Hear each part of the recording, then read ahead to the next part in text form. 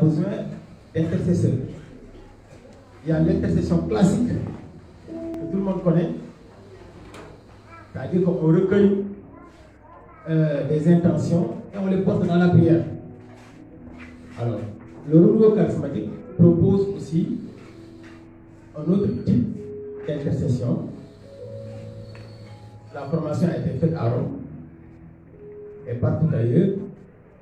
Et nous, ici au Sénégal, j'ai fait la formation le 3 et le 4 novembre 2018 à Popenguine, à l'occasion de la formation des intercesseurs au niveau national.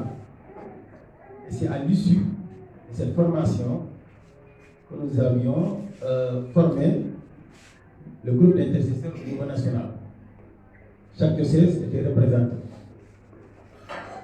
L'intercession prophétique, qu'est-ce que c'est? Alors donc, je crois qu'après vous allez former un groupe des intercesseurs, comme vous l'avez déjà fait. Ah, très bien. Donc, il faut bien prendre note pour que vous puissiez aider votre diocèse. L'intercession prophétique. Alors, si je prends d'abord Jacques 4, verset 3, qu'est-ce qui est dit? Jacques 4, verset 3. Il est dit, vous demandez et vous ne recevez rien, car vos demandes sont mauvaises.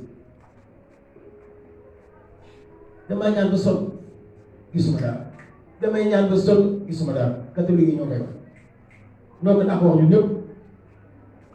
Mais Jacques dit, vous demandez et vous ne recevez rien, car vos demandes sont mauvaises.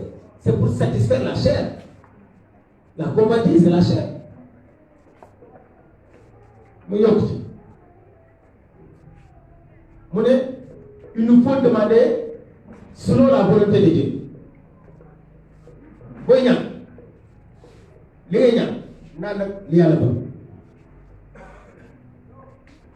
L'attitude de l'intercesseur doit être, comme nous le dit le psaume 40, verset 8. mu ne nii me voici Seigneur, comment puis-je te laisser faire ta volonté? Ça, c'est une bonne attitude de prière. La volonté du Seigneur. Psaume 40, verset 8. Cela est la disposition du cœur de l'intercesseur. Un intercesseur va être disposé à faire la volonté de Dieu. L'intercesseur rejoint les besoins et les fardeaux des gens. Un intercesseur qui n'est pas compatissant. Tout à l'heure, on vous donnera les qualités d'un intercesseur, notamment 4 qualités qu'un intercesseur doit avoir. Tu dois être compatissant. Accepter de porter les fardeaux des gens. Tu dois te poser des questions. De quoi mon groupe de prière a besoin? De quoi mon peuple a besoin? L'église a besoin? De quoi Kolda a besoin? Nous regardons le Seigneur et nous disons, Seigneur, qu'est-ce que tu veux? Quand je vais à l'adoration, je suis intercesseur, je dois me poser cette question. Je viens vers le Seigneur, ou bien dans ma chambre de prière, j'ai mon hôtel. Seigneur, qu'est-ce que tu veux pour mon diocèse? Qu'est-ce que tu veux pour le renouveau charismatique? Qu'est-ce que tu veux pour ma paroisse? Qu'est-ce que tu veux pour ma famille? L'intercesseur doit toucher le cœur de Dieu. Dans l'intercession prophétique, nous avons à attendre ou à entendre les battements du cœur de Jésus. Quelqu'un l'a dit, je crois que c'est le prêtre qui l'a dit. Les battements. Jean faisait ça. Il posait son oreille au niveau des battements du cœur de Jésus pour entendre son cœur battre. Et donc, il communiquait avec Christ pour savoir, pour connaître sa volonté. Voilà pourquoi Jean, on l'appelle le disciple bien-aimé. Ce n'est pas seulement ça. Jean a connu des révélations plus poussées que les autres. C'est lui qui a écrit l'Apocalypse. C'est bon? Donc le Seigneur est à l'œuvre. On le voit. Le Seigneur évangélise. Il est donc très important que nous discernions ce qui se passe dans le cœur de Dieu. L'être doit aller dans la révélation. Tout à l'heure, je vous expliquerai comment faire. L'intercesseur doit aller dans la révélation pour savoir ce que Dieu a besoin, quelle est la nourriture dont le peuple de Dieu a besoin au temps T. L'intercesseur doit aller dans le cœur de Dieu, révéler ça au groupe. Il doit venir dire au berger, le groupe d'intercesseurs doit dire au berger, voilà ce que le Seigneur attend pour la bonne marche du groupe de prière, pour la bonne marche du diocèse Kolda, pour la bonne marche de ceci et cela. Voilà ce que nous avons reçu du Seigneur, même pour le pays, pour la nation. Ça, c'est le rôle des intercesseurs, parce que ce sont des guetteurs, ce sont des sentinelles. Vous devez faire ça. Vous ne devez pas attendre. Attends. Nous, il y a des choses que nous recevons et que nous partageons aux évêques. Vous ne pouvez pas savoir. Il y a des choses que nous recevons et nous partageons directement. Pour que nous n'y sommes.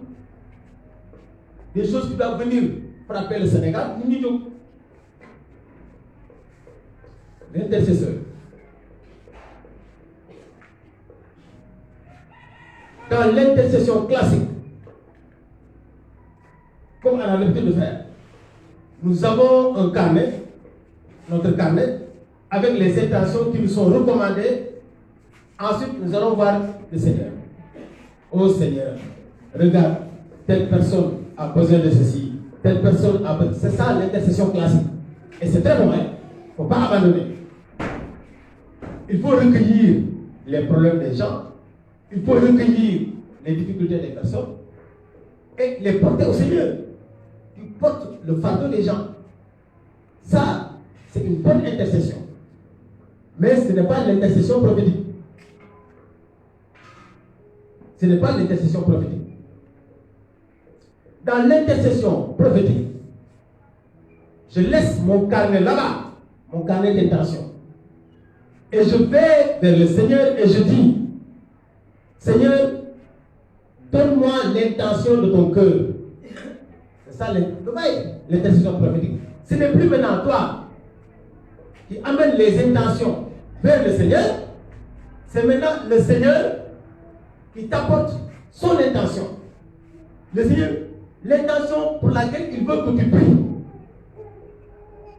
L'intention pour laquelle il veut que tu pries. C'est le Seigneur qui te demande maintenant de faire telle prière. De prier pour le diocèse, de prier pour la jeunesse, de prier pour ceci. Ce n'est plus toi qui vas vers le Seigneur avec tes intentions. C'est ça l'intercession prophétique. Tu vas vers le Seigneur, tu l'écoutes, il te communique sa pensée et toi, tu pries en fonction de ça. Parce qu'il te dit, parce que toi, tu peux penser que, lui là, il y a le Seigneur le dit, lui là, pour la famille, lui là, pour le diocèse. Ainsi. Donc, l'intercession prophétique, c'est donc dire devant le Seigneur, Seigneur, donne-moi